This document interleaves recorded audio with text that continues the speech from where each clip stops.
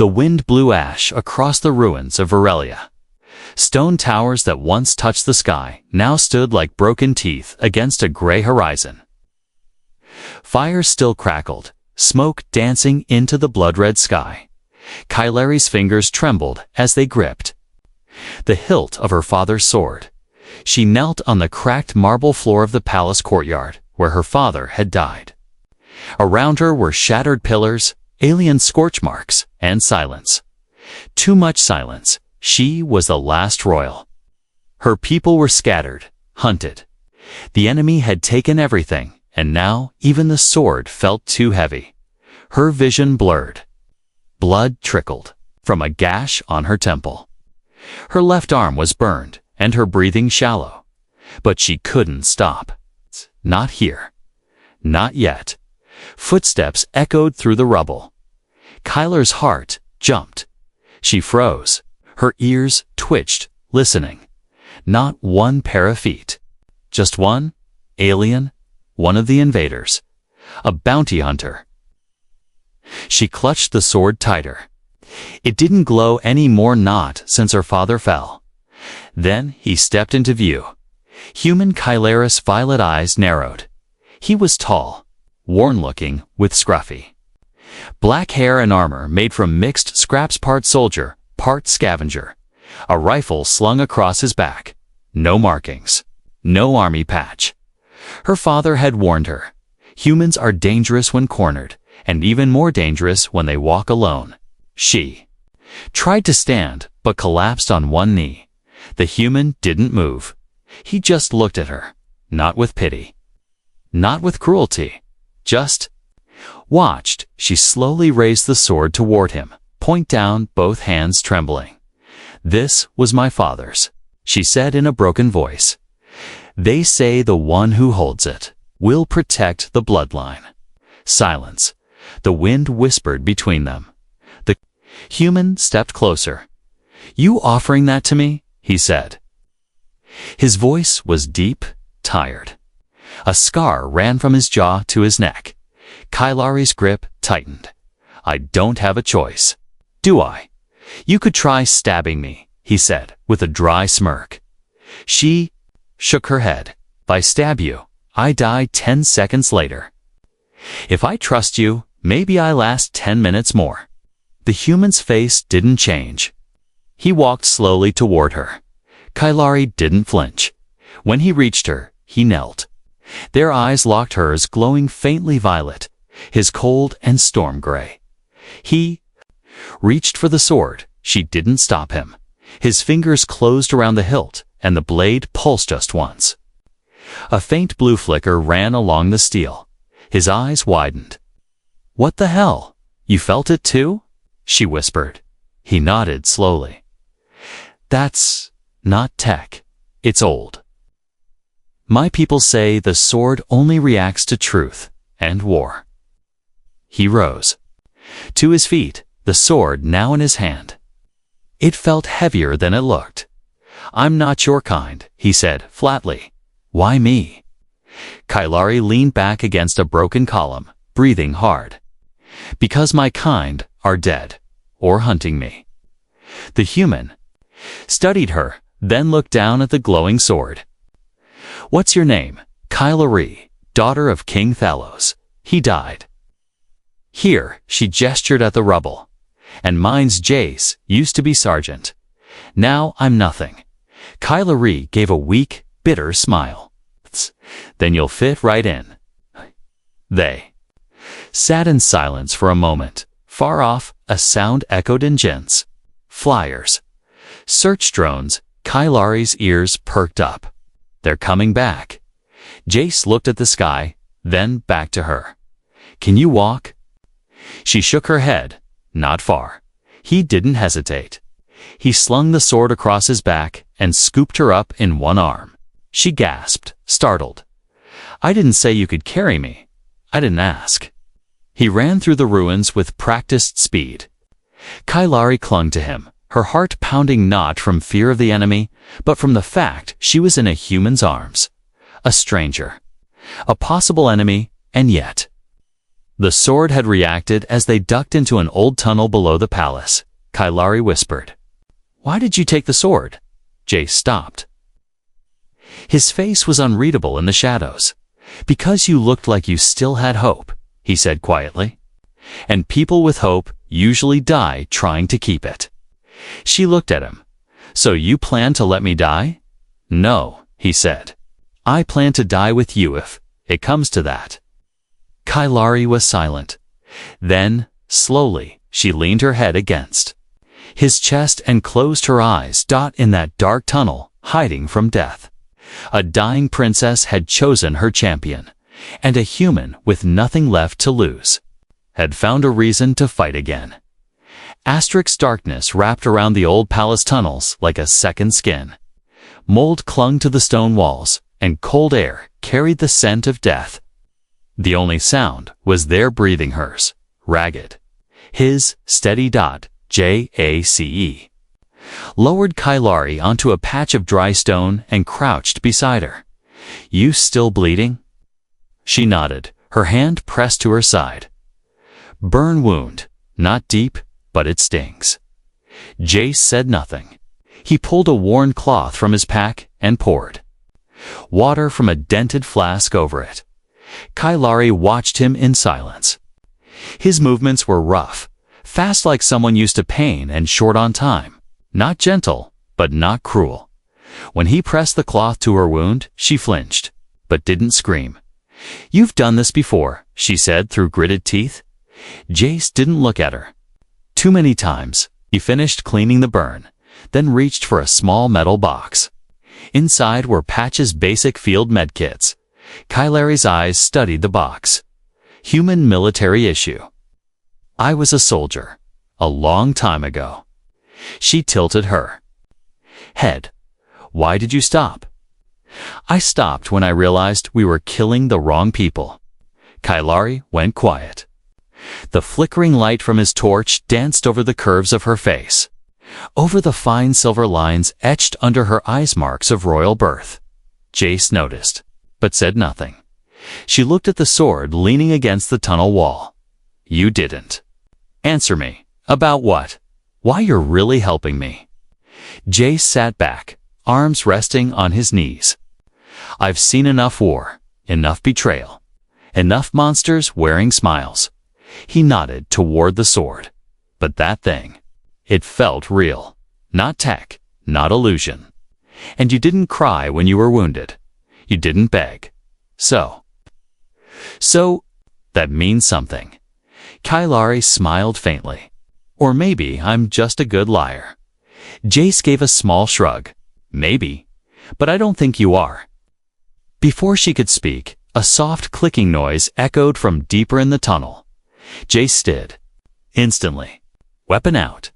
Kailari held her breath. "Is it them?" He didn't answer. He held up a hand. The clicking came again. Then, silence. Then, a whisper of movement. Jace switched off the torch and lowered into a crouch. Total darkness. Kailari could hear her heart pounding. Even her royal hearing couldn't trace the sound. But she felt it. Something was down there, and it was getting closer. Suddenly, a red light blinked in the distance. "A drone, damn it," Jace whispered. "They tracked us." Kailari struggled to stand. "We have to go. No time. There's only one way out of this tunnel." He grabbed the sword and handed it to her. She stared at him. "I can't fight." "You don't have to." He pulled out a small EMP grenade from his pouch. "But I do." He crept forward, hugging the wall, vanishing into the dark like a shadow. Kailari clutched the sword to her chest, teeth clenched. She felt useless. Weak. "I'm a daughter of kings," she thought bitterly. "But I need a human to save me." The clicking sound returned louder now. The drone was scanning. Then boom. A flash of blue exploded through the tunnel, lighting up the walls. Sparks flew, and the echo of the blast roared like thunder. Then silence. Kailari held her breath. Seconds passed. Then footsteps. A figure emerged from the smoke. Coughing. Jace. He held a cracked visor in one hand and limped slightly. But he was alive. Kylari's heart jumped. Relief flooded her face, but she hid it quickly. "That was loud," she said dryly. "Yeah," Jace wheezed. But it worked. He sat down hard beside her. "They'll send more now. That was a scout." "We can't keep running," she said softly. "I need to find my people." Jace looked at her. "Your people might be dead." She didn't blink. "I have to know." He looked away. "And if they are, then I become the last of my line," she said. "And I use this sword to start a new one." Her words hung heavy in the air. Jace nodded slowly. "You've got fight in you." She turned toward him. "And you? You said you were done fighting." Jace smiled without warmth. "I said I was done fighting for lies, not for the right cause." Kylari looked down at the sword again. "The blade chose you," she said quietly. "That glow wasn't random. It's ancient tech fused with memory stone. It reacts to heartbeats, emotion, intent." Jace raised a brow. "You saying it liked me. I'm saying it trusted you, which means I might have to." They sat in silence again. Then Kylari spoke softly. "Jace, will you fight for me?" He looked at her. Not the princess, not the alien. Just her. And he nodded. "I'll fight for you, not because of your bloodline, but because you didn't give up." A moment passed. Kylari held out the sword again, this time not trembling. "You're not just carrying a weapon now," she said. "You're carrying a world." Jace took a hand. The sword pulsed again. Brighter dot outside. The enemy prepared to hunt them, but deep in the tunnels, a forgotten alliance was born again. The sun never reached the broken surface of the lowlands. A cold blue mist hung in the air, thick and quiet like a sleeping predator. Jace moved first, silent, fast. Kylari followed behind him, her feet slipping on damp stone, her cloak dragging. Through broken roots and rusted debris, they had escaped the tunnels. But now came something worse. The hollow expanse, a dead zone, left behind by planetary bombardment. No towns, no cover. Only wreckage, lost machines, and the bones of the past. Jace checked his scanner. Nothing but static. He shook it, smacked the side. "Still dead? We've got half a day before they catch up," he muttered. Kylari clutched the sword close to her chest. "I know a place. It's not far." He looked back. "You sure?" She nodded. "My father built emergency shelters. Hidden vaults beneath the earth, meant for royal bloodlines." Jace raised an eyebrow. "You royalty types really plan for everything." "We didn't plan for betrayal," she replied quietly. Jace didn't press further. The journey was rough. The ground shifted beneath their boots, slick with algae and shattered metal. At one point, Kylari's leg gave out.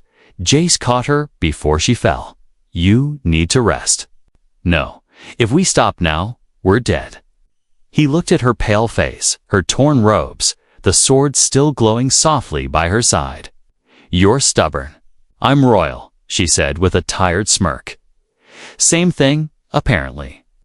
After another hour, they reached a broken ridge. Kylari pointed down into a crater lined with twisted wreckage and blue vines. "There," Jace squinted. At first, he saw nothing. Then just barely a metal door hidden under vines and stones. He drew his knife and cleared the way. The entrance was sealed by a pad with ancient glyphs. Kylari stepped forward and placed her hand on it. A soft hum echoed. The door split open with a hiss. Inside was darkness. Then lights flickered to life, golden and soft. Jace stepped in first, weapon raised. No traps, no signs of life. Just dust, silence, and long-forgotten walls. The shelter was old but intact. A small power core hummed beneath the floor.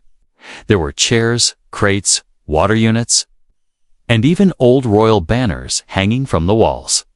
Kailari stepped in slowly, her breath catching in her throat. She hadn't been here since she was a child. Her father had once told her, if all else fails, go to the hidden places. That's where rebirth begins. Jace collapsed into a chair with a groan. I could sleep for a year. Kailari knelt by one of the crates, opened it, and pulled out a long cloak. She threw it to him. Use that as a blanket. Royal cloth. Warms fast. Jace smirked. Stealing from your own vault now. It's not stealing if I'm the last one alive. They both fell quiet. The shelter hummed around them safe. Warm? But the weight of everything still pressed down. Kailari finally sat across from him. She placed the sword between them. You said earlier, you fought for the wrong people. Jace stared at the blade. I was a soldier, paid to follow orders. Then I saw those same orders wipe out families, whole towns. People who couldn't even fight back. He looked at her. Then I left. I've been alone ever since. Kailari nodded slowly. You're not alone anymore. He blinked at her. The words felt strange. Heavy. She continued, voice softer now. This sword. It doesn't just glow. It remembers. Carries energy. Yes, but also memory.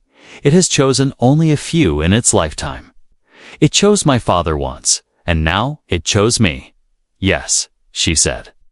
Which means, ... we're bound. Not by blood, but by choice. Jace leaned forward. You trust it that much? I trust what it reacts to, she replied, and it reacted to you. Silence stretched again. Then Kailari whispered, Jace, what do you see in all this? In me? He looked at her for a long time. I see someone who should have died, but didn't. I see someone who lost everything, and still wants to lead. Kailari blinked back tears. She hadn't cried not since the day the palace fell, but something about. His words cracked the walls inside her.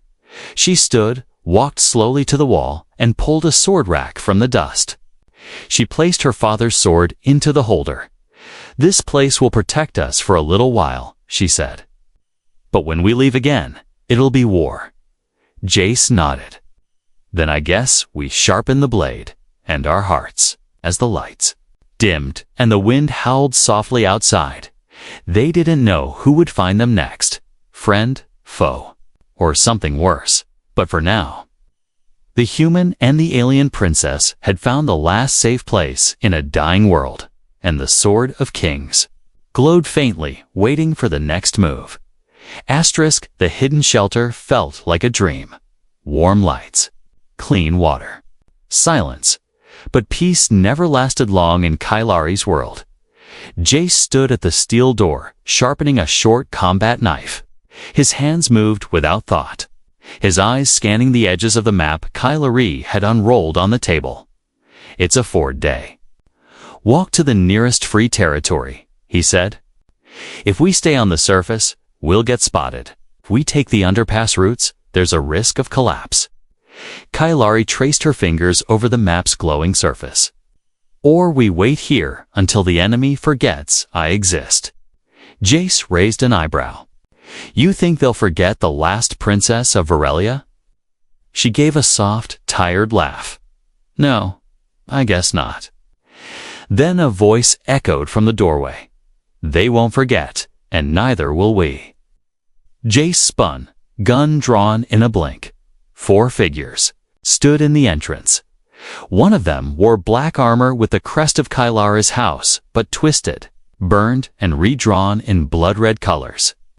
His helmet hissed open, revealing a cold face, gray-skinned, scarred, and smiling. Lizeth Kailari breathed. Her blood went cold. Jayakit kept his aim steady. Friend of yours? Used to be one of my father's generals, she whispered. He swore loyalty to my bloodline. The general stepped forward. I did swear, princess, but the galaxy changes. The crown is broken.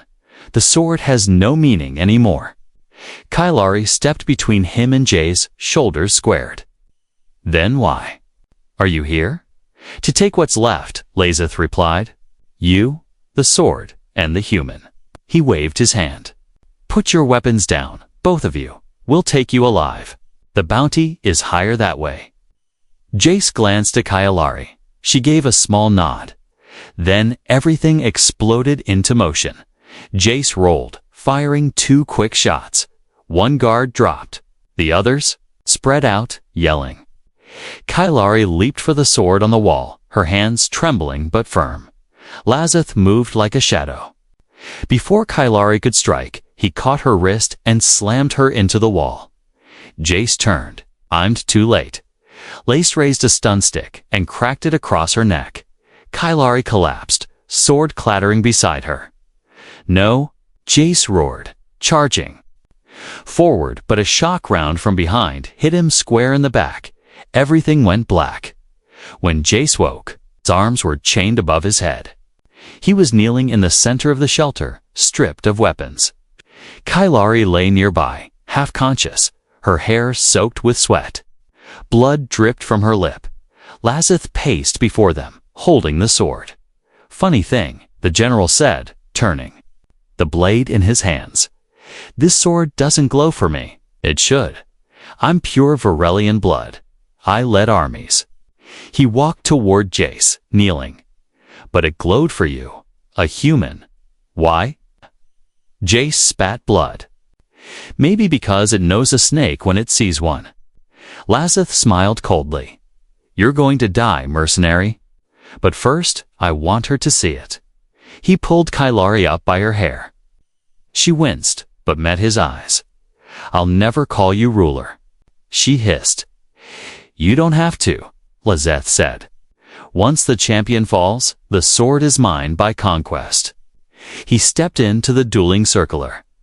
Ring painted long ago for ceremonial combat. Then he tossed the sword at Jace's feet. You? Want to protect her? Lazeth grinned. Prove it. Jace's hands were unchained. He stood slowly. The sword hummed. Kylari gasped. The glow was stronger than ever. Pure white light raced up the blade. Jace looked at Lazeth. You want to fight? I want to slaughter. Then you picked the wrong man. They circled each other. Lazeth struck first, fast, brutal. His blade moved like lightning, but Jace wasn't slow. He blocked, dodged, countered. Steel screamed, sparks flew. Kylari crawled back, watching in horror and awe. The sword, her father's sword, moved like it had waited for this fight. With every blow Jace blocked, the light grew brighter. With every strike he landed, the floor shook. Lazeth staggered. You're nothing, he roared. Just a stray dog. Jace's eyes blazed. Maybe, but I don't betray my oaths. With one final swing, he disarmed the general. The sword sliced Lazeth's chestplate open, sparks flying. Lazeth fell to one knee, gasping. Jace stood over him, sword raised. Kylari shouted, don't kill him. Jace paused. Why not? Because the people need to see mercy, not another tyrant. Jace lowered the sword. Instead of death, Lazeth got a broken-jawed exile. Later, they stood in the glowing ring. Kylari whispered, you didn't fight for blood. You fought for honor. That's what made the sword choose you. Jace looked down at the blade, still glowing in his hand. No, he said softly. It chose us. And in that moment, something ancient reawakened. A champion wasn't born through blood. He was made through choice and oath. They buried the past in silence. The morning after the duel, Kylari and Jace stood over the crater where Lazeth's ship had crashed after his exile. No ceremony, no words, just ashes in the wind. He won't return, Jace said, tightening the strap on his chest plate. Kylari didn't respond. Her eyes were locked on the sword. The blade had changed. What once glowed soft blue now pulsed with threads of silver and gold. The hilt bore a faint crest, one that hadn't been there before. A union of two symbols, Virelia's royal mark and the forgotten sigil of old Earth. "Why does it look like that now?" she asked. Jace shrugged. "Maybe it's evolving." "No. It's responding," she said quietly. "To you. To us." She reached out and gently touched the sword's edge. It hummed out with energy, but with memory. Emotions echoes. Her father's voice whispered in the back of her mind. The blade carries the will of unity, and it only awakens when two hearts walk the same path. Jace interrupted her thoughts. "We need supplies, weapons, people." Kylari looked at him. "People still loyal to my family are scattered, hiding. Some don't even know I'm alive. Then, we'll let them know." He turned and walked to the edge of the shelter's perimeter, where the desert wasteland began again. Kylar hesitated, then followed. "Where are we going first?" "To find those who remember you not as royalty, but as a symbol." They traveled by night. By day, they hid in caves, old tunnels, and under shattered bridges once used by trade caravans. Jace had once roamed this land for coin, not honor. But now, every step had purpose. After 4 days, they reached the edge of a forgotten village. Nothing more than a cluster of cracked domes and rusted towers. A plaque hung on one of the doors. Kylari's breath caught. It was her family's crest, drawn in chalk. Faded, but still visible. Someone remembered. Inside, they found life. A few dozen villagers, mixed species. Young, old, wounded, and a woman with a long scar across her jaw stepped forward, holding a spear. She stared at Kylari. "You look like her." Kylari bowed slightly. "I am her." A gasp went through the small crowd. "She's alive," someone whispered. The woman lowered her spear. "Prove it."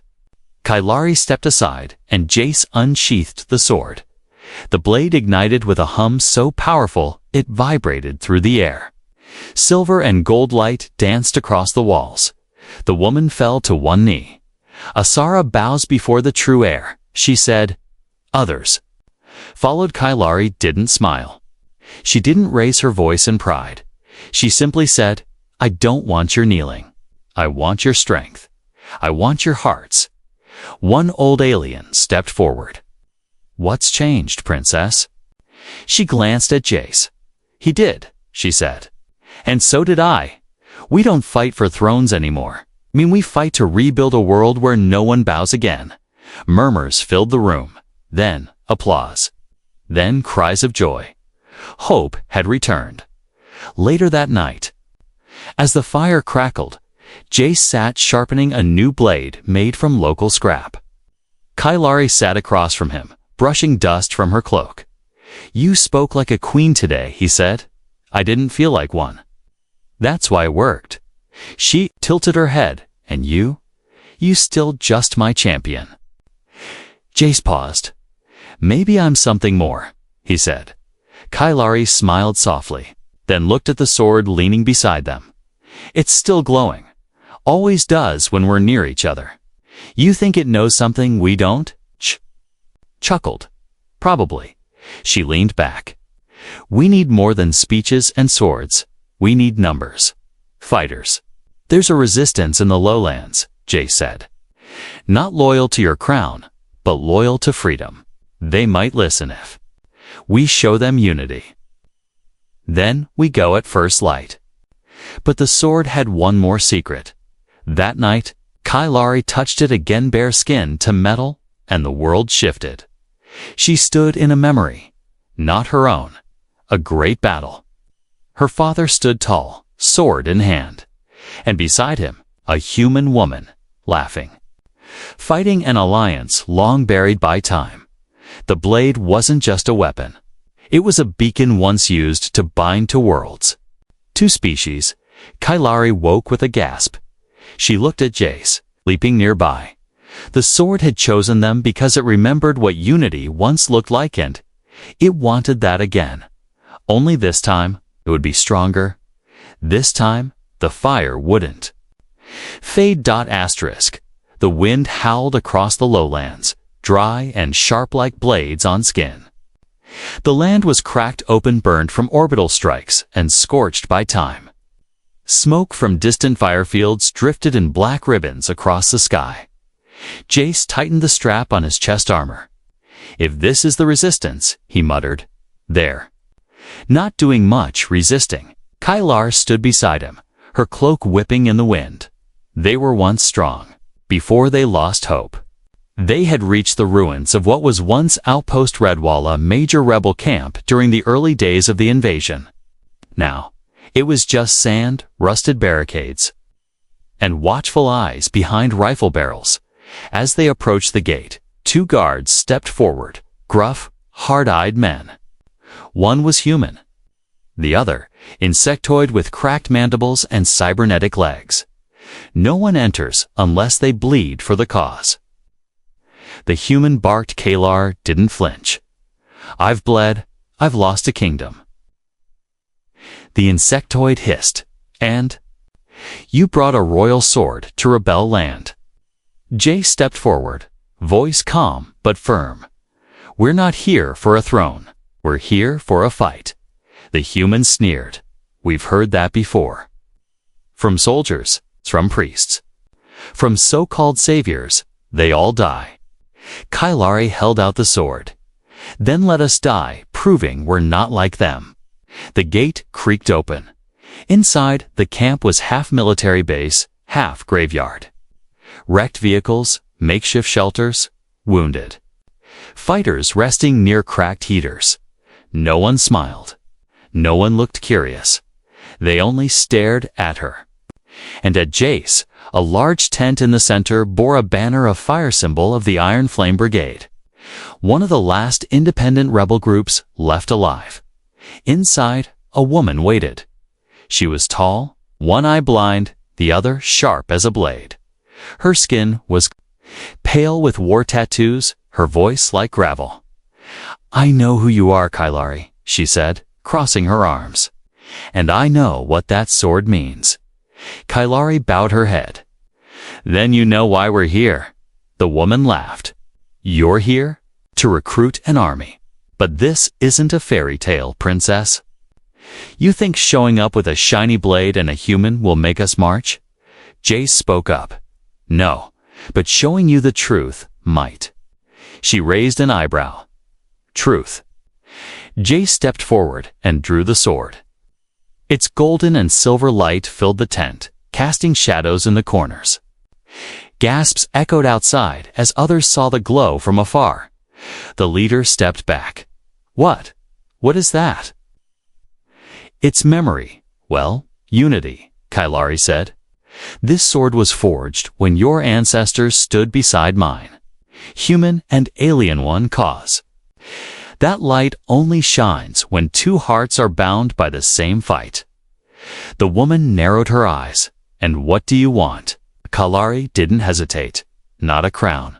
A future." "You talk like peace is possible." Jace answered, this time. "It is, but only if we fight first to earn it." The woman stared at them both for a long time. Then she nodded once. "You want to lead? Then step into the circle." "What circle?" Kylari asked. The woman pointed outside. "Out there. We don't follow words, we follow strength. Our warriors. We'll test you, win, and they'll stand with you." Later, beneath the camp lights, a ring was formed, steel crates and broken armor outlining the fighting circle. Dozens gathered, silent. Jace removed his jacket. "You sure you want me doing this?" Kylari touched his shoulder. "You're not just fighting for me anymore, you're fighting for them." A large fighter stepped into the circle, a brute of a man with twin blades and burning eyes. The crowd whispered his name. Core. Jace nodded. "Figures?" The bell rang. Core charged like a beast, blades slashing in arcs. Jace dodged, rolled, kicked sand in his face, and countered with the sword. Kor's strikes were heavy. Jace's were smart. The blade glowed, with every block pulsing stronger each time it protected instead of harmed. Korr swung both blades down hard, but Jace ducked and slammed the sword's hilt into his ribs. Kor staggered. Then Jace did something unexpected. He stepped back. He lowered the sword.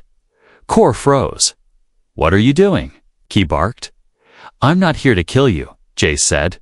"I'm here to stand beside you." The crowd murmured. Kale Ari stepped forward, her voice calm but loud. "We're done killing each other for pride. If we want to survive, we must fight together." Silence. Then Kor fell to one knee. "I follow," he said. One by one, others stepped forward. "We follow. We follow." They came, humans, aliens, hybrids, wounded, hardened on. They bowed not to a crown, but to a cause. Kailari walked into the center and lifted the sword high. The light from the blade shot into the sky like a signal seen for miles. Hope had returned, and with it, a champion. The sky was fire. Dreadships rained down from orbit like falling giants, their hulls glowing red with heat, casting shadows over the land. The final invasion had begun.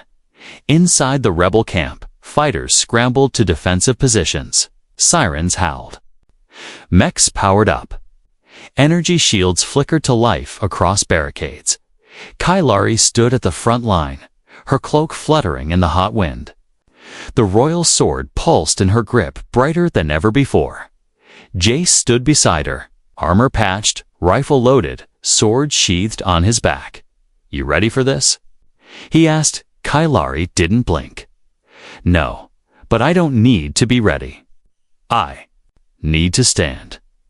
Jace smiled faintly. "Good. I was getting tired of doing it alone." Above them, enemy transports began to descend, engines screaming. A monstrous war horn echoed from the lead.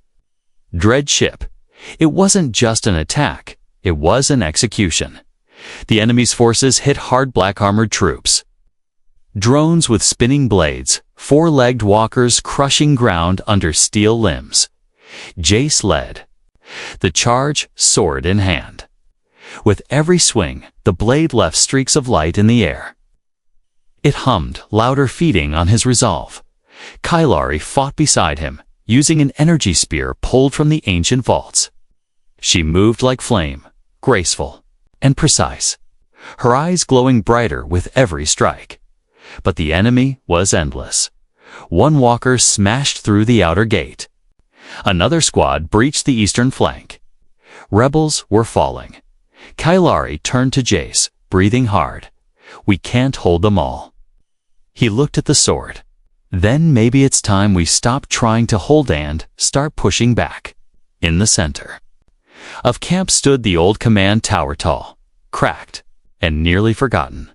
Kailari and Jace fought their way to the top as they reached the final steps. A voice boomed through the sky. A hologram lit the battlefield. It was the warlord of the Dread Armada, his face twisted and hollow, eyes black with greed. "You protect a broken princess," the warlord snarled. "A fading bloodline. A symbol no one remembers." Jace stepped forward, holding the sword, toward the sky. "You're wrong," he said calmly. He placed the sword into a carved slot in the tower's peak, an ancient lock built by Kailari's father. One meant to be opened only when a true bond was formed. The sword clicked into place, and the ground shook up from beneath the ruins. Ancient energy burst upward. A pillar of light engulfed the battlefield, slicing through the sky. The light hit the clouds and scattered in waves. Every rebel saw it. Every enemy paused, and something changed. The sword, once a weapon, became more. The light spread to every resistance fighter's gear. Their shields surged. Their weapons recharged.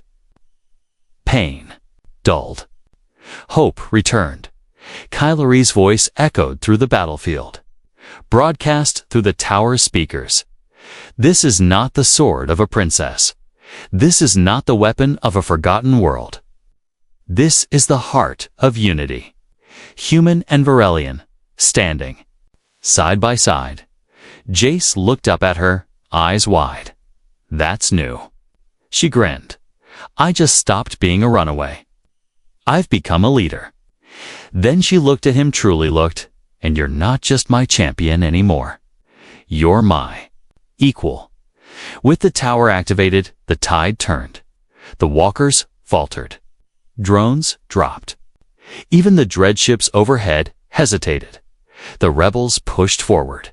United under the sword's light, Jace and Kylari descended into the fray one last time, back to back, cutting down every threat. When the warlord finally arrived in a personal drop pod, his armor glowing dark red, he laughed. You think this little spark of yours will stop me? Kylari stepped forward. No, we will. Jace tossed her the sword. She caught it, and together they lunged. It wasn't just steel versus steel. It was will versus domination. Light versus shadow. Kylari ducked his first strike. Jace fired from the side. The warlord roared and swung wildly, but the blade moved like it knew what came next, and in the final strike, Kylari's sword met the warlord's heart. Light exploded. His armor shattered. His body turned to dust in a flash of energy. The battlefield went still. Then, cheers, screams of joy, tears, laughter. They had one later. As dawn broke, Kylari stood in the ruins of the old command tower. She faced her people, her soldiers, the survivors. The free, she did not wear a crown. She wore armor, scars, and beside her stood Jace, still dirty, still grinning, still holding the sword. This is not the start of a new kingdom, she said. This is the start of a shared world. Cheers erupted. Jace leaned in. You always give speeches after battle. She smiled, just this once. The crowd began chanting, unity, unity, unity. Kylari looked up at the sky. My father dreamed of peace, she whispered, but we built it. She turned to Jace.